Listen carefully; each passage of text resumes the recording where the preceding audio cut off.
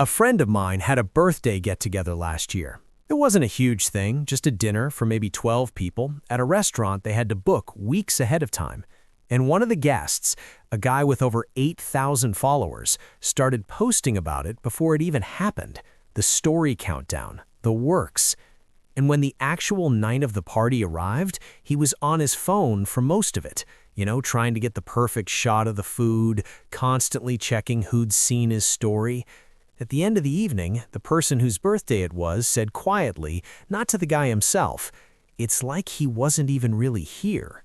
So 8,000 followers got a curated version of that dinner, but the 12 people at the table got a lot less of that guest than they were supposed to.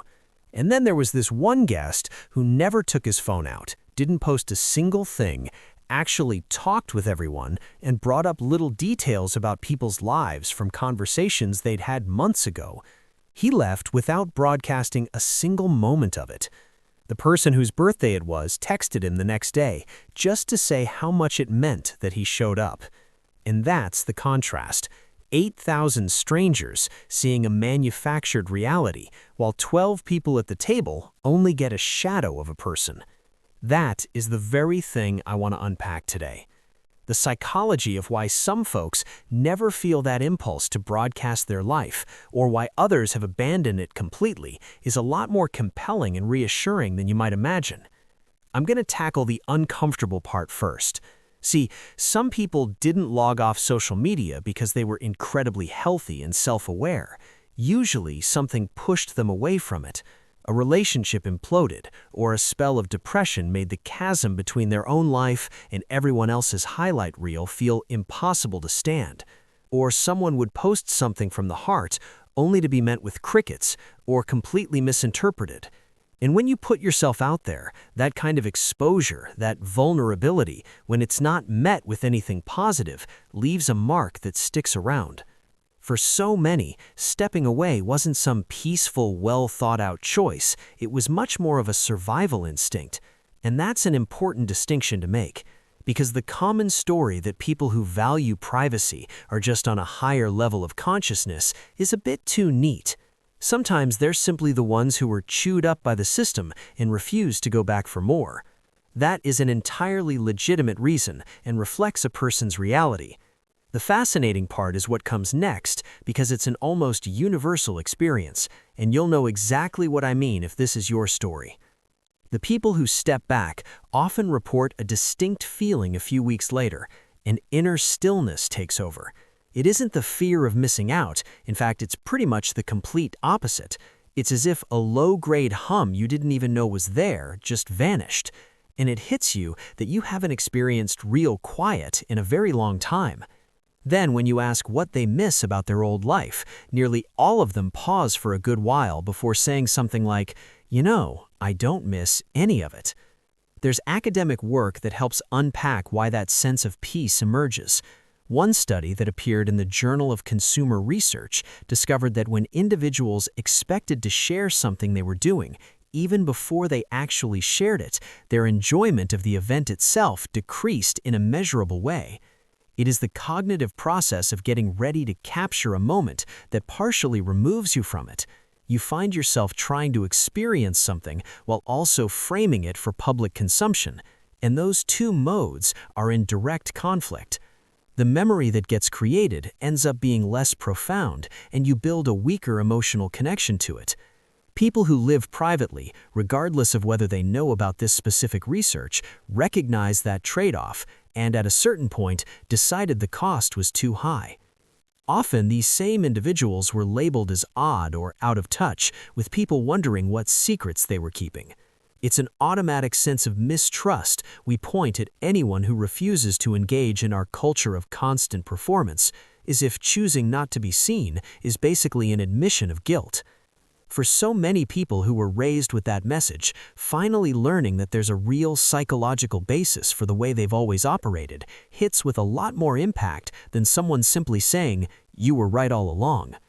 The concept from psychology that fits best here is known as private self-consciousness. This is the inclination to turn your focus inward, to really dissect your own personal thoughts and emotions instead of constantly gauging how other people are seeing you. Individuals with a high degree of private self-consciousness are not disconnected from reality. In fact, they're often more in tune with it, just from an internal perspective. They are able to recognize their genuine reaction to something, separating it from how they are expected to react. Their first question is, what is my take on this situation? Not, what will others think of this? And in a society that is fine-tuned nearly every interaction for public display, having that internal focus can seem like a character flaw. It absolutely is not one. What this way of being develops, and it isn't an overnight process, it requires patience, is a core identity that doesn't need outside approval to feel solid. That is incredibly uncommon.